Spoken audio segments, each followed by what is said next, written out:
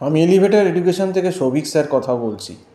বর্তমানে পশ্চিমবঙ্গের যা অবস্থা, তাতে এখন সবাই ইঞ্জিনিয়ার। যে পরীক্ষায় বসবে জয়েন্টে বা ইউনিটে, সেই কোনো না কোনো কলেজে একটা চান্স পেয়েই যাবে। তো এতই বেসরকারি কলেজের অবস্থা, 50,000 60,000 এরকম সিট।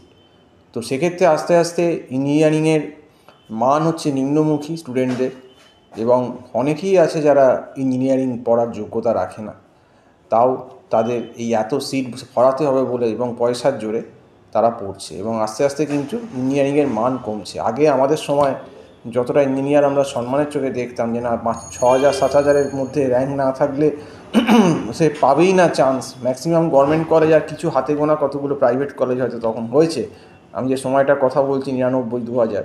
কিন্তু এখন তো আর সেই পরিস্থিতি নেই। এখন 20,000 25,000 40,000 50,000ও ইঞ্জিনিয়ার তৈরি হয়ে যাচ্ছে। এবং সবথেকে প্রবলেম হচ্ছে এই সমস্ত ছেলেমেয়েদের যারা ওই 50,000 60,000 করে র্যাঙ্ক করে আসছে, তাদের অনেকেরই কিন্তু বেস উইক, এবং তারা কিন্তু অনেক ক্ষেত্রেই পড়তে এসে মুশকিলে পড়ছে। কিন্তু এটা আমাদের শিক্ষা ব্যবস্থারই দোষ, যে আমরা 50,000 60,000 র্যাঙ্ক করা সত্ত্বেও তাদেরকে ইঞ্জিনিয়ার হওয়ার সুযোগ দিচ্ছি।